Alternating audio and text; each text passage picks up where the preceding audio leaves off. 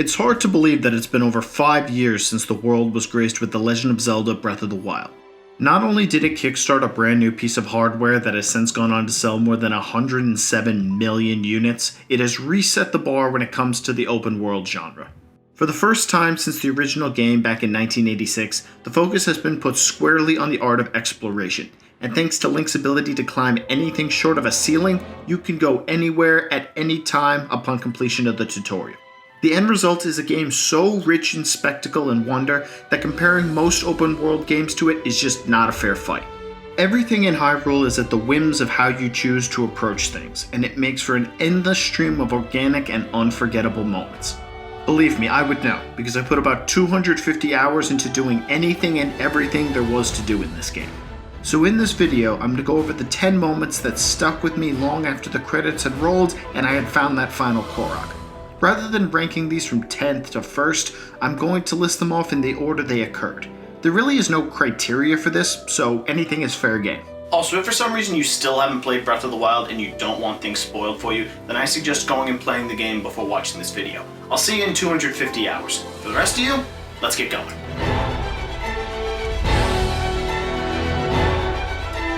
From the moment that the final Breath of the Wild trailer ended to the moment I put the cartridge in my Switch for the first time, I avoided anything and everything to do with Breath of the Wild like the plague.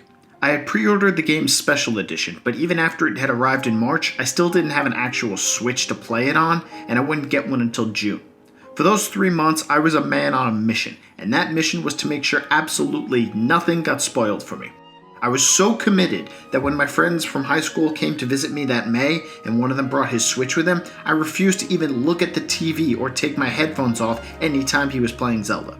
This process was excruciating, but in that first moment when I emerged from the Shrine of Resurrection and saw the opening view of Hyrule, I had only one thought going through my head.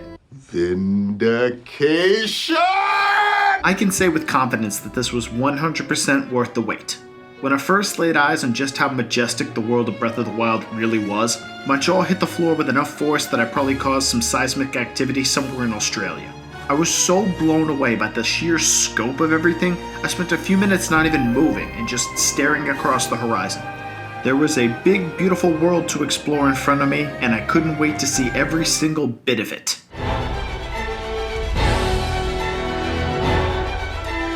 All you need to do is look at the back of the box to know that in The Legend of Zelda Breath of the Wild, the Guardians are a big deal. As the cause of the great calamity that happened 100 years prior to the start of the game, these massive malicious machinations will not hesitate to give Link a refresher course in pain. Guardians are not to be taken lightly, especially if you run into one very early in the game. Before I even managed to make my way off the Great Plateau, I came across one of the decayed variety, and even though he couldn't move, all it took was one hit from his laser beam to bring my journey to a screeching halt. I had no answer for how to deal with this dilapidated device of destruction. That is, until I read about a little technique called shield bashing. Certainty of death, small chance of success. What are we waiting for? Now I had a plan. It was just a matter of execution. It took a few attempts, most of which ended in failure that I'm sure would have been hilarious to any onlookers, but eventually I was able to stare that Guardian down, get the timing just right, and pull off a perfect guard. And when I saw that laser beam get returned to sender and hit the Guardian square in the eye, killing it in one shot, it was so cathartic that I just started laughing.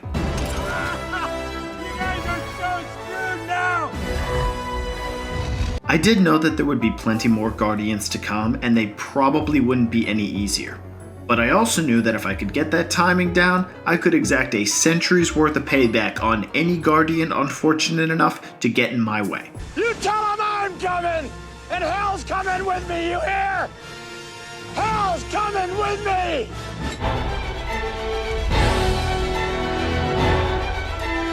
After speaking to Impa and getting the locations of each of the 4 divine beasts, I decided to start by making my way to the one closest to me, as I imagine most people did.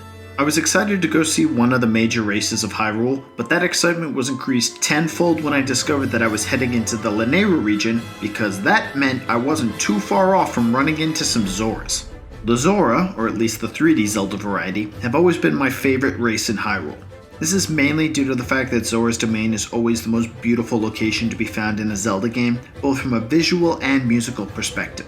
So once I ran into that ray of sunshine known as Prince Sidon and he told me that Zoras Domain was in danger of flooding, I set off to set things right like the valiant hero I was. Unfortunately, outside of Sidon, there was zero sunshine to be found. The whole way from the tower to the domain, I had to deal with the constant downpour of rain courtesy of Vah Ruta. This meant that climbing was virtually impossible. Since I didn't have Rivali's Gale, I had no choice but to go on foot the entire way. The journey to Zoras Domain stands out in my memory from the anticipation but also the challenge. Outside of a few lightning elixirs I got from Mr. Brofin himself, there was nothing in my inventory or my arsenal that was much use against the Lizalfos that guarded the path with their endless supply of lightning arrows. But on the flip side, the downpour made my footsteps much harder to hear, and so I was able to use stealth to great effect as I made my way up the path. It certainly wasn't easy, but as I got closer and closer, I was even more determined to see this journey through to the end. This was a long and grueling process, but finally making it through and seeing the biggest and best version of Zoras Domain to date made it all worth it. Making my way to the other races and their respective homes was certainly exciting, but none of them matched up to the journey I took to get to the Zoras and the stunning architecture of the place they call home. And if that wasn't enough, there was no underwater dungeon waiting for me at the end. A surprise, to be sure, but a welcome one.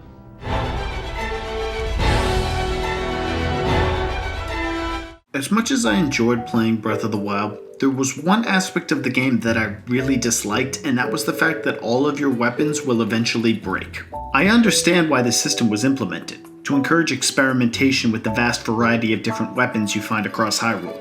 But as someone who watched way too much Batman and developed an obsessive need for contingencies, I found myself never using the best weapons in my arsenal out of fear that I might need them later. After beating Divine Beast Vah Ruta, I obtained Mipha's Light Scale Shrine, and there was a palm tree's chance in Tabantha that I was going to let a weapon that significant and sentimental break. Luckily, it was at this point I made my way back to Hateno Village to work on some side quests when I discovered that I could get my hands on a house. I'm a sucker for a good home base in any video game, so getting the bundles of wood I needed to get the house instantly became my top priority. And boy did that pay off, because getting Link the house that may or may not have been his 100 years ago also came with the ability to display weapons on the wall. This was doubly exciting because not only could I get the Light Scale Trident out of my inventory and free up a slot for another weapon, I could do it without breaking it or tossing it away. This was what I ended up doing with all of the champion weapons, along with the Hylian Shield, the Twilight Bow, and whatever other really nice things I found that I knew I was never going to use because they were just that special. I know that this seems like a really bizarre way of going about playing Breath of the Wild, but what can I say? I'm not always a rational human being.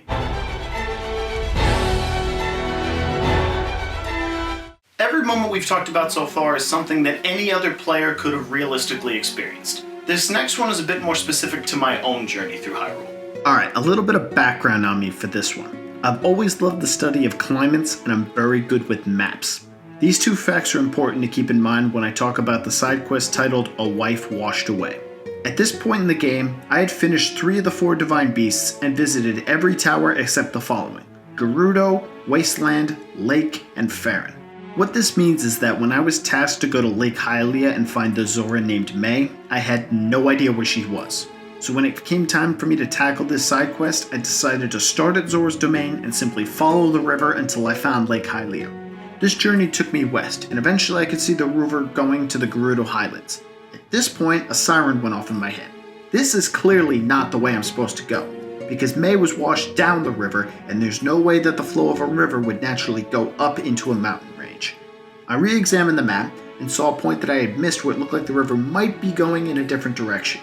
I went to that point and saw that the river continued south, so I followed it, and sure enough, it wasn't long before I came across Lake Hylia and eventually May herself.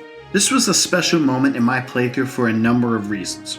First, it was a satisfying reward for both my knowledge of nature and maps and also my deductive reasoning. And second, it was a testament to the attention to detail found in Breath of the Wild and just how much care was put into creating this version of Hyrule.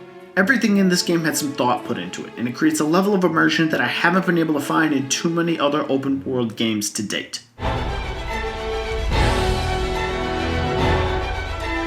Now it's time to talk about that merry band of assassins that put the kill in Killjoy, the Yiga clan. I played a grand total of 5 minutes of Zelda 2: The Adventure of Link, so I had no idea that enemies disguised as NPCs was a thing until the first Yiga clan member I encountered came within a quarter of a heart of making Master Koga a very happy man. No matter how far I got into the game, these guys gave me plenty of trouble.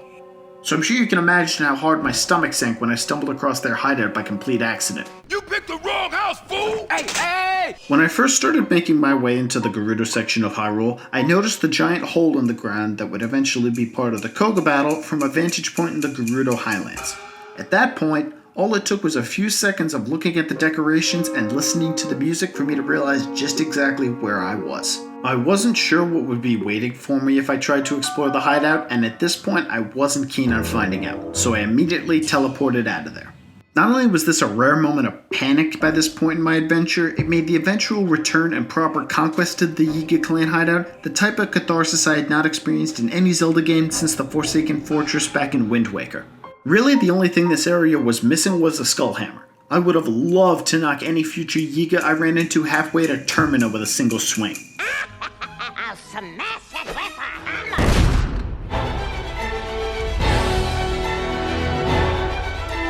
This one is all about context. By the time the next moment I'm going to talk about took place, I had finished all 4 divine beasts and gotten my hands on some pretty sweet weapons and armor, including the Master Sword itself. I had plenty of upgrades to both my health and stamina, and had bested basically every single type of enemy the game could throw at me, including the likes of the Moldugas, Hinoxes, and even a Silver Lino. So with all this experience as an unstoppable killing machine armed to my horse's teeth, I decided to finally head over to the one area of Hyrule I had yet to explore, the Faron region. And now that I mentioned the Faron region and my equipment, anyone familiar with Breath of the Wild has just put 2 and 2 together and come up with Eventide Island.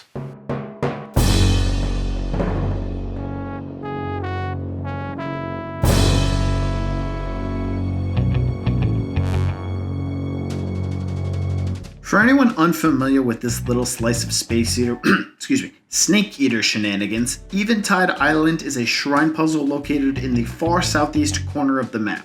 It's one of those shrines where the task at hand is just getting it to appear rather than overcoming any obstacles within. To do this, all you need to do is place 3 orbs on 3 pedestals. But what's the big catch? The very second you step foot on Eventide, everything in your inventory gets taken away. Your weapons, armor, supplies, food, all of it is gone, and you won't get it back until you conquer the challenge that lies ahead. Eventide Island works so well because for the first time since the Great Plateau, everything around you is a legitimate threat. Enemies that could have been taken care of so fast that you think you'd switched over to Hyrule Warriors suddenly require a lot more thought and caution to deal with. You'll need to get creative to find a way through this purgatory paradise, especially once you realize that one of the orbs you need is dangling around the neck of a freaking Hinox. The only downside to Eventide Island is that the reward in the shrine of 300 rupees isn't really that spectacular, but it isn't enough to negate just how much fun I had with this shrine. Eventide Island is a part of the game that I would recommend holding off on attempting until the very late stages of your journey if you want the full effect of just how brilliant it is. Plus you'll have more health. You're gonna need it.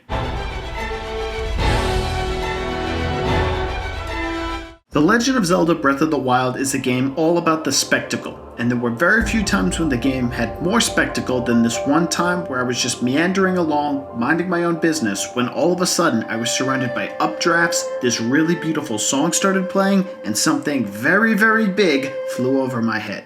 That's my land. Was a dragon. As Hyrule's resident demigods, the dragons that roam the world are equal parts beautiful and dangerous.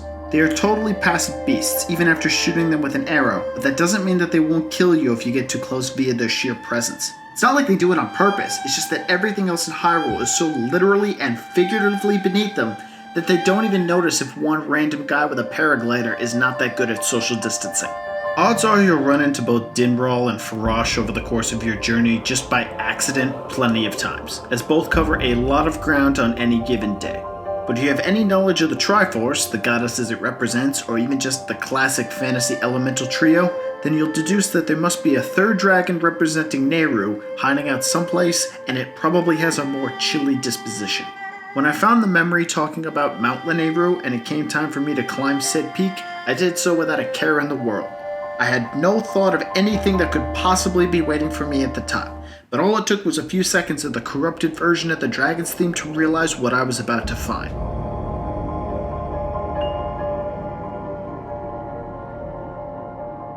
Seeing Naydra sickened by Ganon's malice for the first time was horrifying. The only thing that kept Dinral and Farash from being the scariest things in the game was the fact that they never turned aggressive for any reason. But now, I was face to face with a dragon of equal power under the spell of the one guy whose mission statement was to be aggressive towards people with green hats and pointy ears. Thankfully, Naydra does little more than fly around as you remove the malice with some well-placed arrows. This will return the dragon to its former glory, and as thanks before flying off to join its brothers in the skies of Hyrule, Naydra will drop a scale for you to access the shrine in the Spring of Wisdom. Well done, dragon! There are very few other set pieces in Breath of the Wild that can match up to Naydra. By the time you finish up in the Spring of Wisdom, you'll have run the gauntlet of emotions from fear to sadness to anger to determination and finally triumph. I hope in the sequel we get a boss of some kind that involves Dinral, Faros, and especially Naydra coming to our aid, because as long as it isn't directed at me, I want to see what happens when these boys get mad.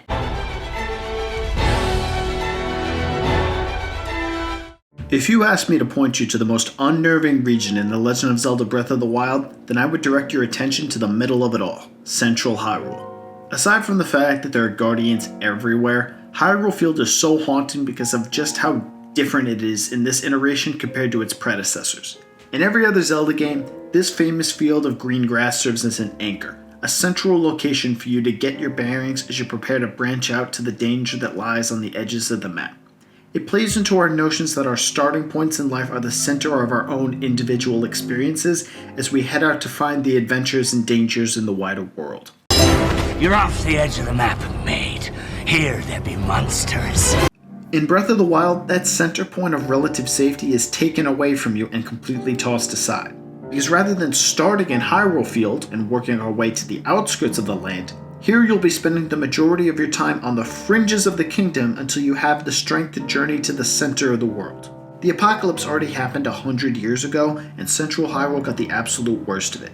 Places that have been staples of previous titles are nothing more than piles of rubble here, and nowhere did this hit harder than when I stumbled onto the ruins of Lon Lon Ranch. Traveling through Central Hyrule took on a whole new significance after stepping foot into the ranch ruins. Before this, I'd been to plenty of decaying remnants of former villages in Hyrule Field, but they had all been places that hadn't existed before Breath of the Wild, so there wasn't as much of an emotional connection to whatever used to be there.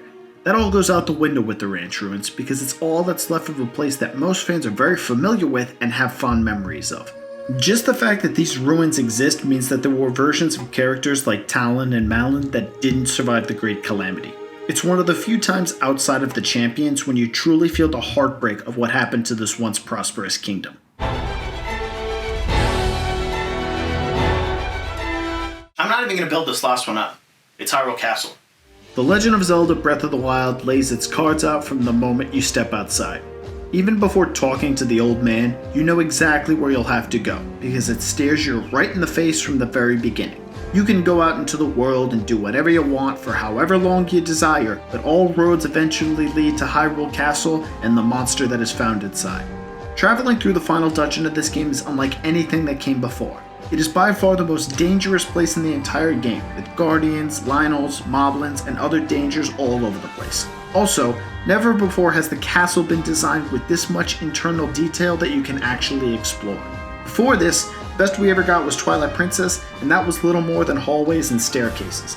Here, it feels even more like a proper castle, as you can find what's left of things like the dining room, the dungeon, the king's study, and even Zelda's room.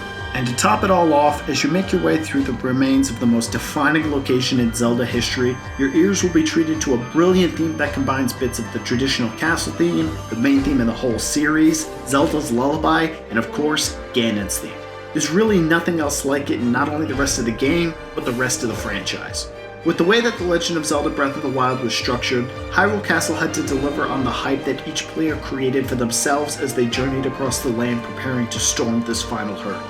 I'm glad to say that it delivers in spades and is a perfect conclusion to one of the best games of the last decade. That is all.